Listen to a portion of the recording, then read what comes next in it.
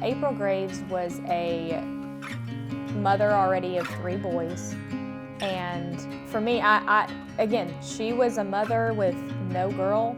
I was a little girl without a mother. It's a very simple equation. So for me, I had no experience of what a mother or father should be.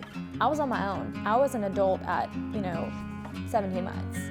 And so for me, she simply filled in where my biological mother was. It's just simple as that. This is Season 3 of the SmartJustice podcast, A Chance at Life. Crime and punishment are hot topics. Are there solutions different than what we're hearing about at a national level? Kids find themselves just struggling to survive, doing the best they can. There is a different way to approach justice that has better return on investment. We don't want people to be dependent. We want to help them get to stability. That seems to strengthen both law enforcement and courts. The number one goal in most cases, we want reunification. And tie that together with community resources and then track the impact to communities and better outcomes. The best place for a child who's in our foster care system is with a family. And we're calling this approach SmartJustice. SmartJustice is a work of Restore Hope and partner organizations. Restore Hope is a software and services organization that helps communities achieve better outcomes for justice and child welfare efforts. SmartJustice is focused on optimizing the system by improving the relationships among its parts. A chance at life. In this third episode of Season 3, A Chance at Life, we're discussing the role of foster families. To start that discussion, we introduce you to Allie Graves. Get ready, because, this is a bit of a long story, but I was born in Galveston, and my birth parents could not care for me. There was drugs, criminal record, also just that generational curse of not knowing how to take care of a child. And so they were done there, but my biological father came back to the hospital in Galveston and took a Greyhound bus to Texarkana, Texas. From there, he basically was just trying to get someone else to take care of me. So he went to the church, he went to his biological family. They didn't want me, so he went back to the church. He dropped me off with Mother's Day Out director there, and he didn't come back. And so from about 3 months until 17 months, I was with this lady that was at the church and her family, the very safe, very healthy family. So April Graves was actually the woman who was the Mother's Day Out director. And so from that 3 to 17 months, she filled in that role of mother, and the biological family that didn't want me at first realized they can get some, tax benefits off of me. And it wasn't too long after that until a man came into the household, a boyfriend, and he was a pedophile. And so I spent the first 4 years of my childhood, which should have been dancing and playing and going to the beach and trying to beat up my 6'1" brothers. Instead, I was being abused and neglected on a daily basis. And so, no child should ever go through that. It's something that is still at age 21 very much burned into my mind, and something that has affected a lot of my life choices, and in good ways and bad ways. My half uncle walked in on me being abused by my he wasn't my biological uncle, but the boyfriend. And he said, "I'm not doing this." He called 911, called authorities. And so I was placed into foster care immediately, forensic interview, the whole shebang. And my social worker called April Graves kind of in a crisis and in despair, because she, I was a totally different child than when she first saw me. She's told April Graves, "I don't think anybody is going to want this child," because of the things that I had seen, the way that I was acting. And so because I already had that previous relationship with the Graves family, I felt safe. I felt like I could be a child again, and it was a safe home. It was a healthy home. And after that, the Graves family finally did all the papers, did all the money, and had me placed in their home. Got custody of me at 5, and then I was adopted at 6. So from there, that's kind of where the happy ending kind of started with the Graves family. Something that's really important for foster parents to know is whether you have a child for 24 hours a week or way longer than you ever signed up for, that the brain of a child, whether that is an infant, a toddler, a teen, is a emotional impact that will allow them to psychologically be okay as an adult. As for me, because I had that 3 to 17 months, I was declared to be in the future to have secure attachment and to be psychologically stable. If I hadn't had that, Lord knows where I'd be. Probably be in that corner right now not making sense. And so it's hard and you have to persevere, and it's something that is chaotic, but there is hope in that mess. There is a hope and a future for that child, and that's why these people sign up, is that this child hopefully will have a better future than what they were born into. That's the whole point of being a foster parent, is being the secure attachment that child does not have. You are stepping in to be what that child needs. You know, at the end of the day, a lot of these people who are choosing to foster, they do it because they love children. And the last thing, this is one of my pet peeves, especially with people who are kind of naive to the foster care culture, I guess, or people who are, they know that to be a foster parent is an amazing thing, but they are kind of scared to do it. I don't want to get emotionally attached, whatever. This is not a dog, this is a human. This is a human, and if you don't get emotionally attached, they're not going to be okay. End of story.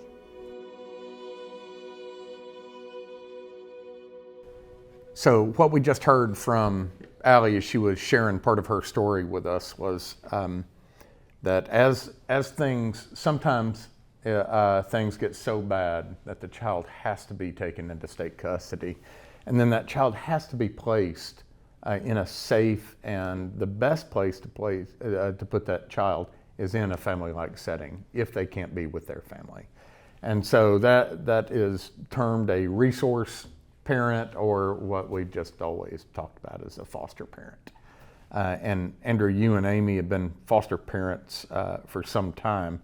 Can you share with us, how many children have you had through your home, and what was that experience like? We've had 15 children through our home, and length of stay? It varied. We've had some for over a year. We've had some for even more than a year. In most of the cases that have come into our home specifically, those kids have thankfully been able to return to a family member. Not in all cases, but in most of the cases. And so, family reunification has been forefront. We've never looked at ourselves from a perspective that we're there to be their new family or their new parents. We're there to be a support. Some come having, families are just there to challenge point, and they need this gap, somebody to help build the bridge. While in other cases, it was bad, and those kids have lived through horrific things, and they're brought into your home. And people often ask, well, don't tell all the real bad stuff. And my answer is, no, I'm going to tell you the truth. And so when that is the case, we need places that those kids can go and be safe and be loved and know the value that they have, so they have a chance, right? We're wanting them to have a chance. We're wanting them to be important members of society. We don't want them to be the outcast by any stretch of the imagination. One of my frustrations with Hollywood is the picture that's painted of foster kids, right? Those kids didn't choose that. They didn't choose to be separated from their families, to be separated from all that they have known. But in this time that they are, and to step into that, to say it's been easy would be a lie. No, it's not been easy. But it's also been 100% worth it. When the family is in such a crisis state that the children have to be removed, that the state will exercise that kind of power to remove children from a parent, then you just have to understand that some really bad stuff has preceded that. 100%. And those kids are a victim of kind of that environment, and the very least, at least the removal where they don't have a say yet because they're a minor. And so they come into your home. Well, what's the first day like? I mean, you get the knock on the door and the social worker's there and introducing Paul Chapman to you. Now you're going to stay here for a while as your mom gets things sorted. What's that like? Well, one of the challenges is every time it's been different, right? Every time it's been at a different time of the day. Every time it's been a different story that led them there. But so just imagine, you've had the experience of being removed, which is never a pleasant. I can't think of one case I know of where removal was pleasant. But now that may scare some people that are contemplating. They're hearing the need and they have compassion and they have the ability. They've got an extra room. They're hearing you say it's hard, but they're trying to envision what it would be like to bring this kid who's just suffered trauma of removal at the very least into their home, and they're very scared about that.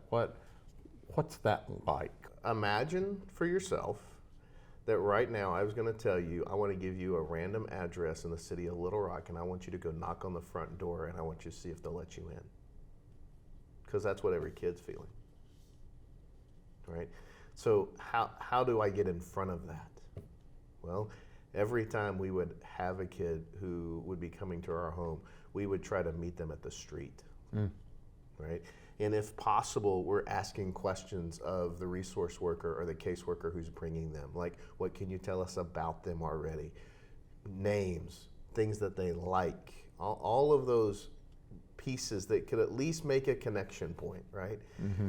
This is challenging for everybody, but just stop, take a deep breath and pause and put yourself in the kid's shoes. The person who has zero control over the situation.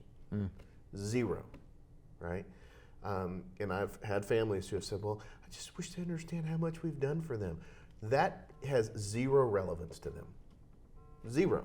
Why does that have no relevance to them? Because they don't know where that's coming from. Like, they don't know you. The burden of connection is not on the child. The burden of connection is on the people who have said they will open their home. Is that burden worth it? 100%. I would do it again. But understanding that there's not some perfect formula here because every situation is different. Don't you think, as you have had more and more children in your home, you've become a veteran? I guess. You gain the wisdom to be able to understand what the child's going through and how to respond in a better way. That's why I think it's important not only that we have more families be foster families, but if we can keep families like you and Amy, there is now you've got the experience, and that veteran experience is very important to be able to help kids in our community as well.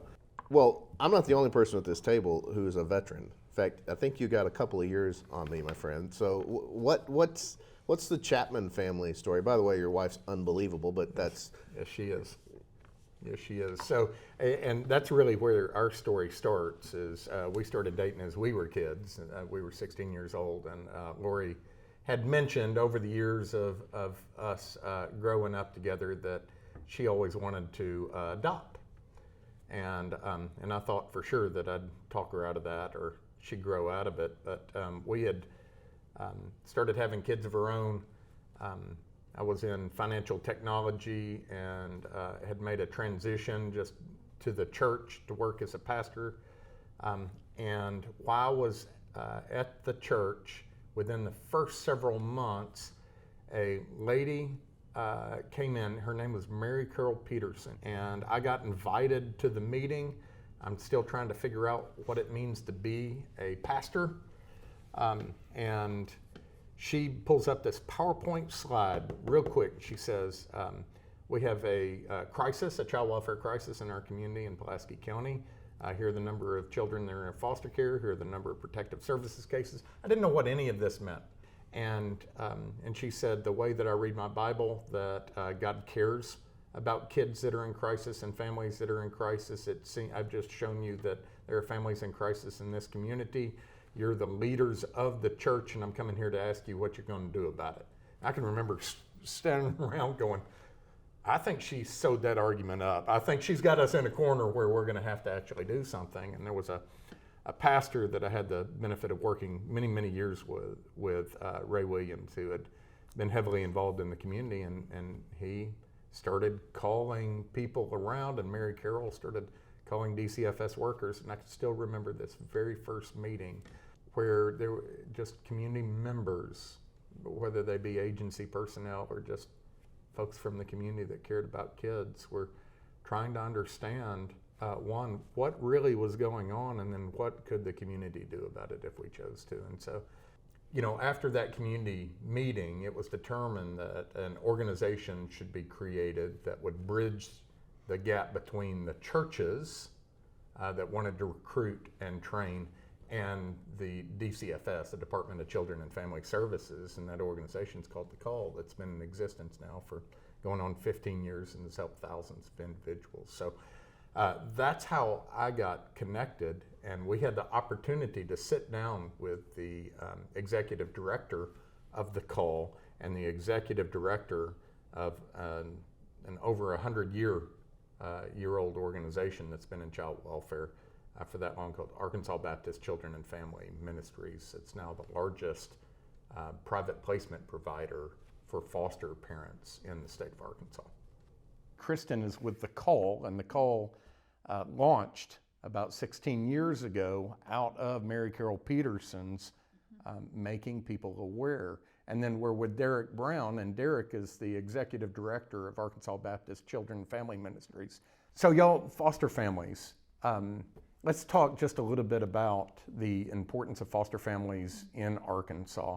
So one is, how many children right now are in foster care in Arkansas? There's approximately 4,200 children and youth in foster care in Arkansas today. And so how many foster families are needed to care for those 4,200 kids? So right now we have around 1,600 foster families in the state of Arkansas, but we need more. Our goal is for kids to stay as close to their in-county as possible. And so when we don't have enough foster families in their local home county, then they have to transport from county to county lines, and it causes more of a burden on DCFS, more of a burden for the bio families. And so we really need to increase that number closer to the 2,000 to 2,400 mark. So we're about 400 or 500 families shy right now. Yes. How long does it take to become a foster family? So that can vary. There's a lot of requirements, obviously, to certify a family. On average, our goal is that we have a family certified within 90 days to 120 days. Okay. And is there any guess on how long a family kind of contemplates becoming or serving in this way before they start down the road to becoming certified? I think every family has to identify when the time is right for them, you know, and so most families who come to us, they've been thinking about it for a while. You know, it is a big decision. Sometimes it takes knowing a family in order to decide to make that commitment for yourself. You've seen somebody else do it. You've engaged with somebody at church who's become a foster family, and you think, hey, I can do that too. And so for many families, yeah, it takes seeing that encounter, but some are ready to sign up and go right away, and so we appreciate both. Can we talk about why someone would foster?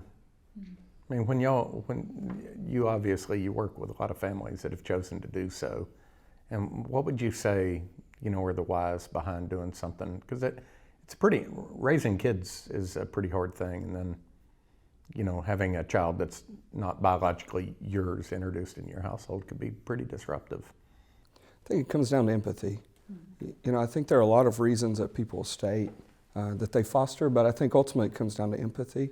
We find that some people have been in similar situations throughout childhood, and as adults they want to offer another child a different trajectory, a different path. The Call has been around for about how many years now? 16 years. 16 years, and do you have any idea on how many foster families you've helped recruit? We do, and it's so amazing to have a little piece in this. Our foster families are just amazing. So in the 16 years that The Call has existed, we have helped train and open over 3,000 foster families in the state of Arkansas. And those families have gone on to help support over 28,000 children and youth. in foster care in Arkansas and have adopted over 3,000 children into their forever families. So it's an amazing, amazing thing to get to witness and to see these families step into this ministry setting. So how do y'all go about doing that? Yeah, so the call exists. We mobilize local Christian churches to step into this mission field of foster care.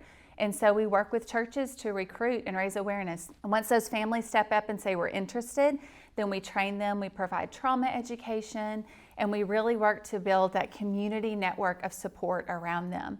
Once the families are open, we want to engage that network to support them because it's a hard job.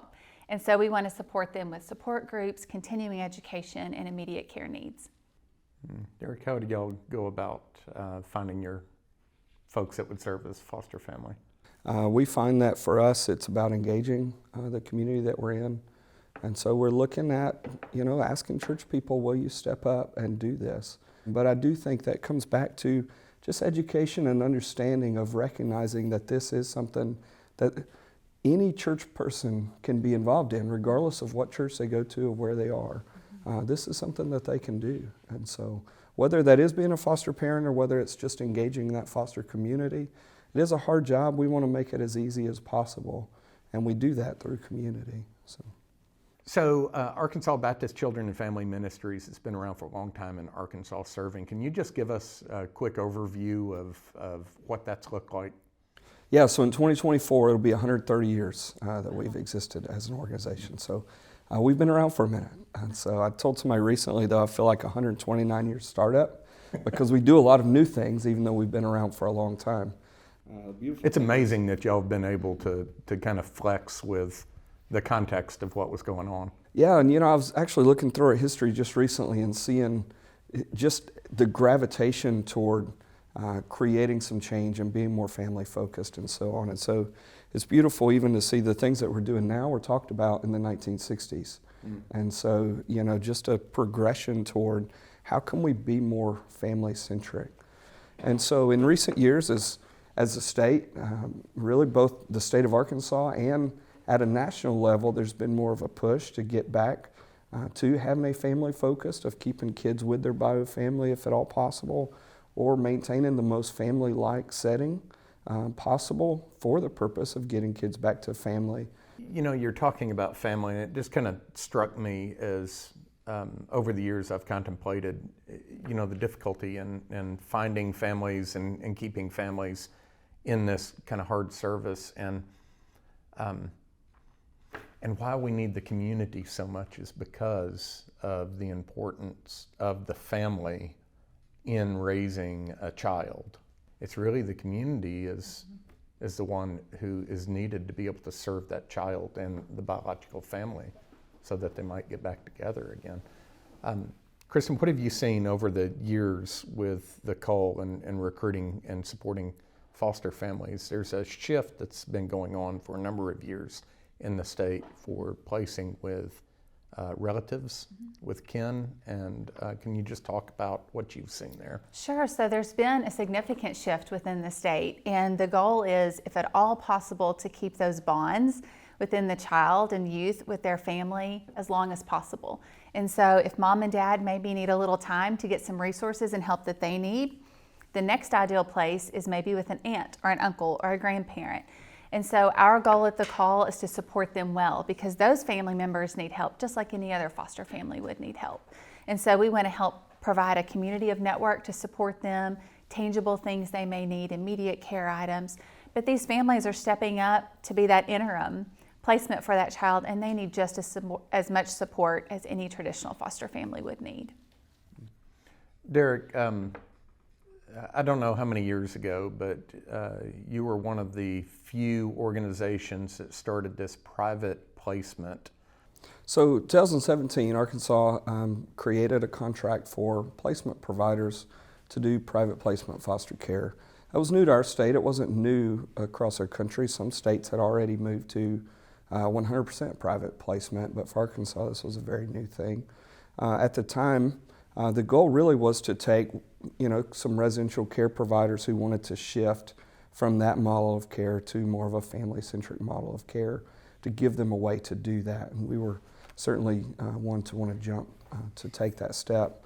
And so, the goal is What we would do through residential care, we do through care in the homes. And so private foster care, the state reaches out to us with a child, and we have a family that we've trained and equipped. We've done the home study, we've done the training, and we do the case management. So we actually can come in and place that child into a home that we've equipped to be a foster home to take care of that child. So the kids still are state custody kids, but the homes are trained and supported through a private agency like ours.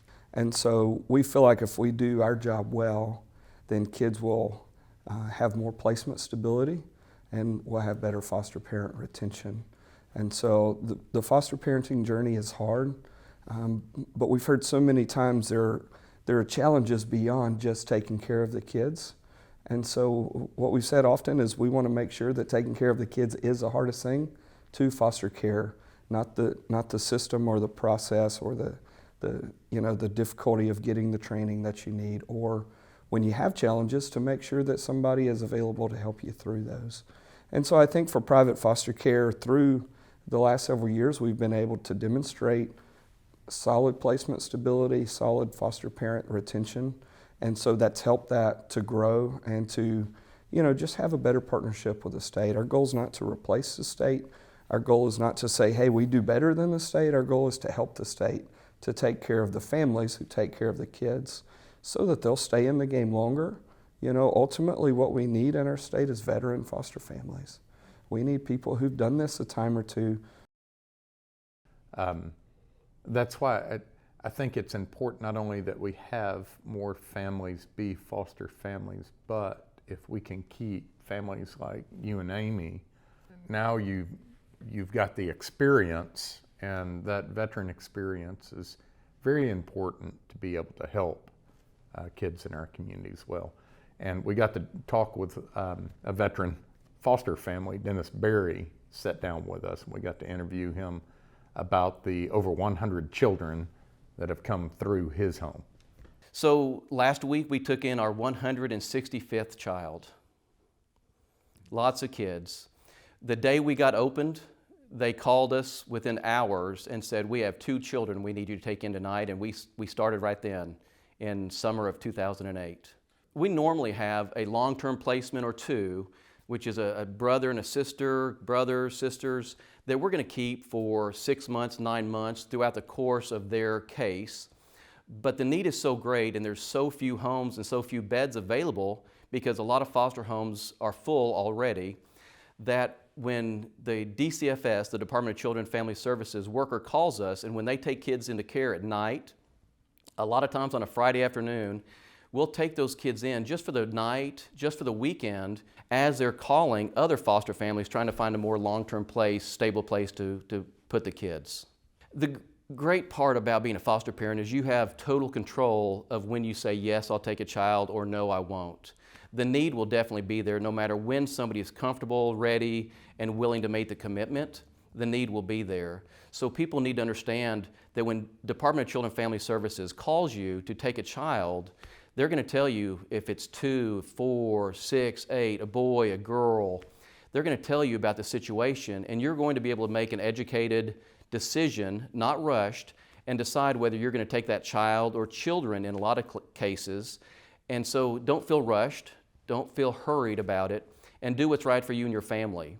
Unfortunately now, the case is that so many kids have come into care and there's not enough homes that those calls to take kids come quite often. And there could be a time here in just a couple of minutes I get a text or two while we're sitting here talking about this need. There's been kids that have been so traumatized, they have attachment disorders. And we've had to work through those attachment disorders, and it's very painful while you're going through it, because the kids don't like it, they're uncomfortable, they have their reaction to the love and support you're showing them. But once you get past that, it's a really warm feeling. It shows that there's success out there, and we don't have success with every child, but when we do, it's really impactful. How do you get started? There's so many great ways to get started. You can find out with DCFS on the internet. You can inquire there. I know Every Child Arkansas has a great new website. where people can go through questionnaires to find out which way you'd like to become licensed and become open. There's several great groups here in Arkansas to support you. But the training's important. You want to make sure you have good training and you have the opportunity to ask a lot of questions. The trainers that are out there, in fact, I train families as well, so we get to get out and train families and give them some of our experiences of what we've seen, what we've done, how to work with traumatized children. One thing we have to tell new families is these kids are not your biological children. They haven't been living with you from birth. They've been living in different circumstances, in a different environment, and have a different set of expectations and a different set of acceptance of rules. And so we really need to be attentive to what the kids' needs are. We have to give them distance. We have to use a lot of grace with the children that come into our home. We really do. So when children come into foster care, the state, DCFS, wants to put these children with family. As great as I think it might be to live in my house, I believe, and Natalie, we believe it's better for those children to be with their families. God gave these kids to that family. And if that family lives differently than we do, that's okay. That's the family God gave them, as long as it's safe and healthy for the kids to be there. So we fully support kids being with family. There have been many times we've taken kids into our home because of some police contact where the parents are not available. And unfortunately, aunts, uncles, grandparents aren't available that time when the parents when kids come into care. There are times though where we've had those kids for a weekend, and by the end of the weekend, by Monday morning, the grandparents find out the kids are in foster care. That's where they need to be. I fully believe that. And so if family steps up to take care of the kids, we're very appreciative of those families. We really do. And that's what families should do, is stand up and take care of your own. The state of Arkansas has kind of this strategy now that we've been moving to since the Family First legislation happened in DC. And that was to increase the number of kinship or relative placements to about 40%, which we've been sticking at for at least a year. And then those other 60%, we're trying to move to those 60% of foster families being private placement. And so how in the world, y'all, do we do that quickly? Really, it comes down to recruiting. So we can have all of the strategy in the world, all of the collaboration, but at the end of the day, families have to know we will take care of them. And so we talk about wanting to retain foster families, and ultimately that's our goal. But when we think retention, we want the season to last as long as they think it can last. And so we realize not everybody can sign up to do this for the rest of their lives. You can sign up for a season. What we want is to make sure that season doesn't end prematurely because of complications. And so I think if we can support really well so that we have foster parents staying in the game longer, and then do our best recruiting collaboratively, using every method that we know how, whether that's a high-tech, consumer engagement type method, or whether it's just face-to-face on the ground. What we need to know is that people need to know that there's a need. And ideally, we keep foster children in their own community. If we do this well, we keep kids close, we make it possible for them to go home sooner. And then, because we foster locally, we can engage locally after they go home and try to engage that community continually. I was looking at a report that DCFS had produced a few weeks ago, and it seemed like there wasn't a community in Arkansas that had half the kids taken from the county, placed in the county. Is that right? That's right. Right now we're seeing the majority of kids are placed, we call it out of county. And so that really creates a twofold issue. One, when these children move out of county, they're separated from the bonds that they did have. And we know that attachment and healthy bonds are key to stable children, families, adults. And so when they're moved out of county, they lose that relationship with maybe a church they have connections with, a coach, a counselor, a teacher, their friends.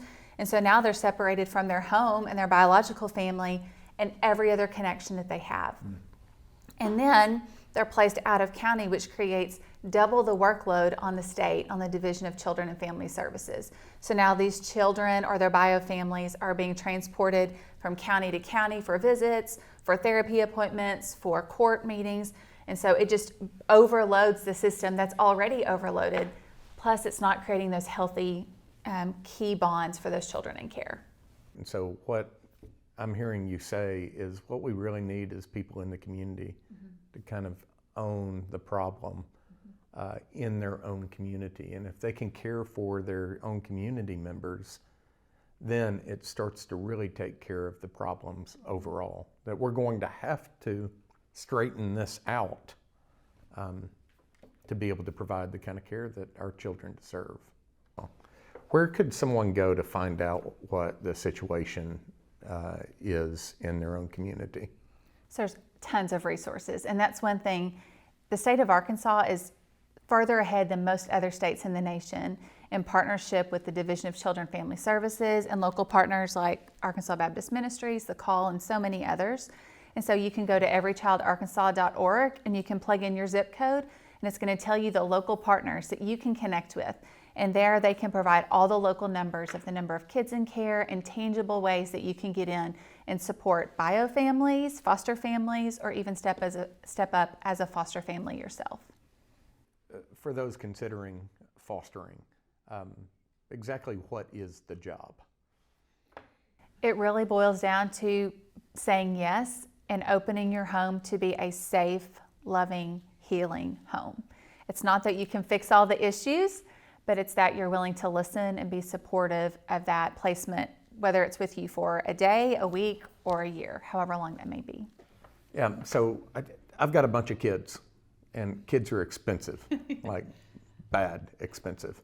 And so if I'm considering fostering and bringing more children in, is there any help to offset the expenses of raising now additional kids? Yeah, so the state does pitch in and support that, whether through a private placement agency or directly through the state. Every foster parent will get a stipend each month based on the number of days in care the child has been in your home. And so it's not considered compensation. Nobody gets paid to be a foster parent. And if you do it right, all of this will go toward the care of the child. But if you do it right, you shouldn't have to come out of pocket a whole lot otherwise. And so the state doesn't want this to cost you something other than your time and your emotional energy and your effort and your love that you put into that. So how do you know if you're qualified to be a foster parent? Where does that, who makes that decision? So ultimately there's two governing bodies that make the decision. One is the state licensing board. They set the minimum criteria for who qualifies as a foster parent. But then there's also DCFS, and since DCFS is a legal guardian for all of these kids, they have to determine, through every application whether a person qualifies as a foster parent. And they do that through the application and the background checks and also through the home study. And so even where we have a partner with DCFS who will do the home study, DCFS ultimately reviews those home studies to determine does this family meet the needs for a foster child. Let's say I wanted to become a foster parent, and I'm assuming that it starts with me making application, is that right? Yes, there's an application process that you go through. There's background checks for all adult members of the home, and then there's training. And so that training provides trauma-informed education. It talks about the requirements in the home, what's expected of you, kind of the court process, and it's the best way to prepare you as a family to open your home as a foster home. And once you've gone through that, you'll have home studies where then the state... What's a home study? A home study is where someone will come in and verify your home. They'll make sure that all of your medications are locked up and appropriate. They want to make sure that the home itself, the physical location, is safe for any child coming into care. And then about how long does that journey take once I've turned in my application? Some of it depends on you and some of it depends on the entity that you're working with. I think everybody's goal is 90 days, but sometimes background checks take longer if you've been in other states. It's just going to take longer to get that kind of thing back. When do you start the training? How fast do you go through? Mm-hmm. We can do it in as quick as 90 days, but 90 to 120 days is what it's taken most people.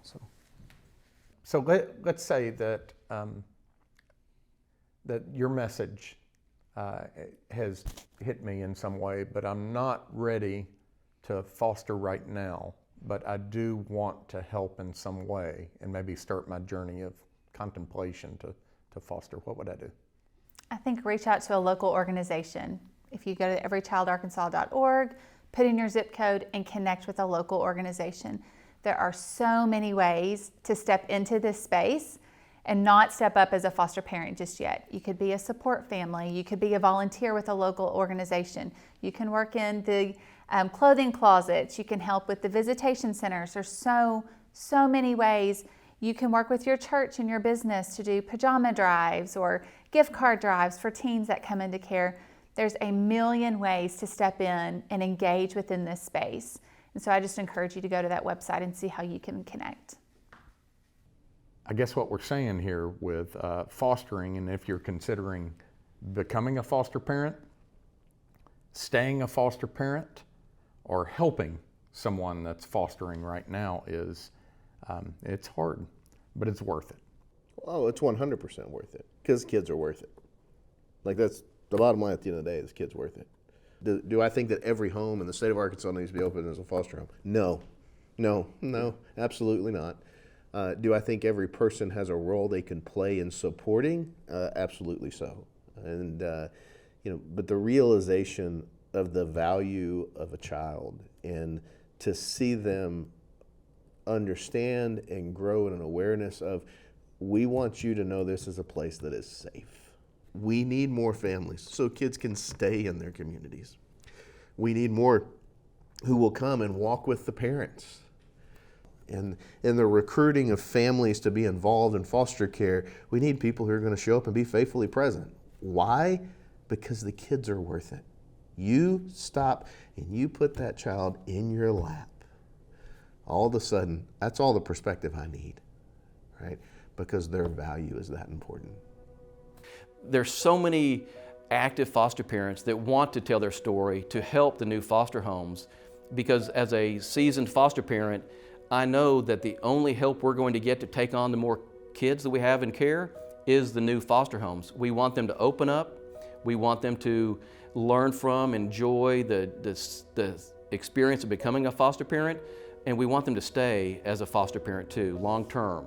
I think it's always a pot of gold when you listen to someone else's story. I think that's another thing that's really encouraging for foster parents too, is look at people's stories, listen to people's stories, remember what you're doing this for. You didn't just start this because you wanted to be a good person. Good people don't do this. It's so much deeper than that. People are sacrificing their time, their money, their efforts. Anything that involves love is a risk, but love is eternal. And again, when you're thinking about the next generation of adults and you are, even for a short period of time, what's the alternative? Not being able to love at all? What is that outcome going to be for that person then? Why do we keep fostering? We had that question from a friend a while back, and she asked Natalie, why are you doing this? Because there's some difficult times, some very tough times you have to go through. I can't imagine life without fostering. The impact you can have on the kid, the hope you can give them, they're our future. These kids are going to be in our community and they're going to be part of our future. And do we want these kids to be struggling, or do we want them to have the hope and the opportunity to see there's another way to live and make their life better? I always think about that quote of, why would I live a life of comfortability knowing that there are thousands of children that if I were to just break off a piece of my heart, that would make their life better. And I think that's worth it, and I think that's what Arkansas is trying to do. I do believe that Arkansas will be the first state to accomplish something like this, and it is going to change this country, and I think it's going to change the world.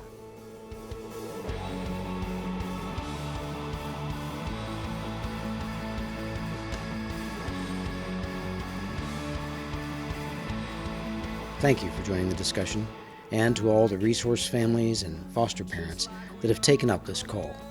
Join us next week as we look at how to resource biological and foster families for the benefit of the children. Smart Justice hosts are Paul Chapman and Dr. Andrew Baker.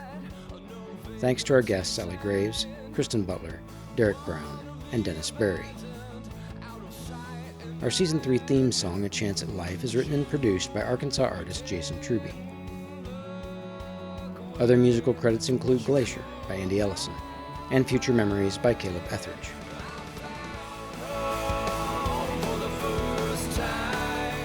Smart Justice is produced by Restore Hope.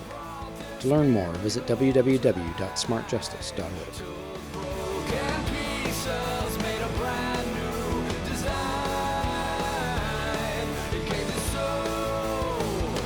Chance at life.